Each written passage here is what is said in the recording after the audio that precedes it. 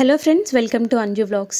వరంగల్ రామప్ప టెంపుల్లో దర్శనం కంప్లీట్ అయిపోయాక 1000 పిల్లర్ టెంపుల్కి వచ్చినాము. అక్కడ నుంచి చాలా దగ్గర మనకి 1000 పిల్లర్ టెంపుల్.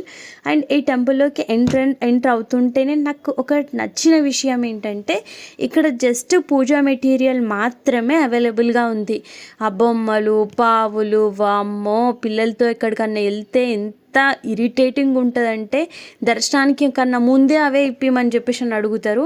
కానీ ఇక్కడ ప్రాబ్లమే లేదు, మంచిగా ఉంది. నాకైతే మస్తు నచ్చింది ఒక్కటి.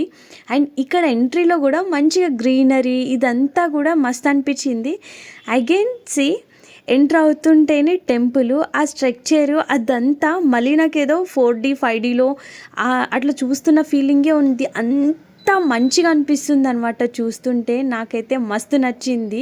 అండ్ ప్రతి ఒక్కటి క్లియర్గా ఆ టైంలో ఎట్లా కన్స్ట్రక్ట్ చేసినారో, 100 years బ్యాక్ ఏదైనా కన్స్ట్రక్ట్ చేసిన బిల్డింగ్ ఉంటేనే ఏంటి ఇంత మంచిగా కట్టినరు అప్పట్లో అని అనుకుంటున్నాము.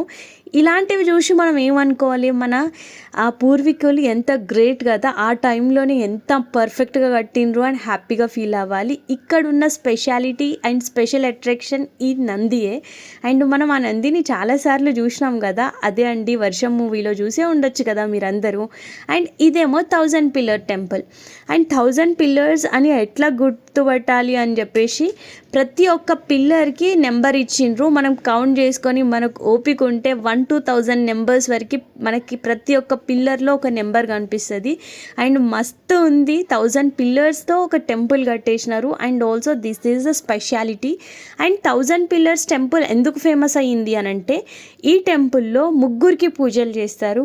ఒకటేమో విష్ణుమూర్తి, అండ్ శివుడు, అండ్ సూర్య భగవానుడు.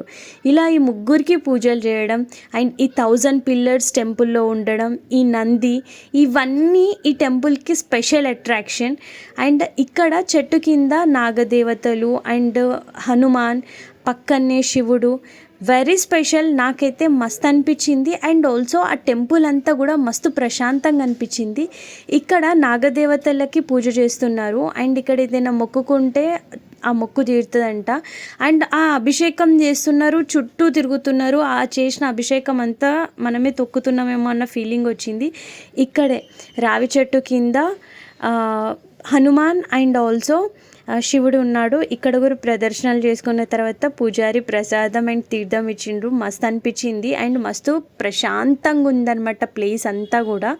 అండ్ ఇక్కడ మనం చాలా రేర్గా చూస్తాం కదా ఇట్లా ముగ్గురికి ఒకే దగ్గర పూజలు చేయడం. ఈ గుడిలోనే ఆ స్పెషాలిటీ ఉంది. మీరు ఎప్పుడైనా వరంగల్ 1000 పిల్లర్ టెంపుల్కి వెళ్తే నాకు కామెంట్ చేయండి. అండ్ మీకు అక్కడ నాకు తెలియని ఏదైనా స్పెషాలిటీ ఉంటే కూడా కామెంట్లో చెప్పండి. అండ్ ఈ టెంపుల్లో ఇంకొక స్పెషల్ ఏంటంటే ఇక్కడ బ్రెడ్ ముక్కలు వేస్తున్నారు ఈ గుండంలో. ఏంటా అని పోయి చూస్తే అందులో బుజ్జి బుజ్జి అండ్ పెద్ద పెద్ద టాయ్స్ కూడా ఉన్నాయి. అవే తాంబేళ్ళు. అవి మనం బ్రెడ్ వేసినవి అన్నీ తింటున్నాయి. కాకపోతే మనం అన్నెసెసరీగా ఎక్కువ వేస్తున్నాం అన్న ఫీలింగ్ వచ్చిందాడ. And this is a 1000 pillar temple. నా ఎక్స్పీరియన్స్ అయితే మస్తు మంచిగా అనిపించింది. మీరు ఎప్పుడైనా వెళ్తే మీకు ఎలా అనిపించిందో నాకు చెప్పండి. నాకైతే టెంపుల్లోనే ఇంకా కొద్దిసేపు స్పెండ్ చేయాలనిపించింది. కానీ ఇక్కడికి దగ్గరలోనే భద్రకాళి టెంపుల్ కూడా ఉంది కదా, సో అక్కడ దర్శనం చేసుకోవాలని చెప్పి కొంచెం ఎర్లీగా స్టార్ట్ అయిపోయినాము. Thank you so much for watching my video. Please subscribe.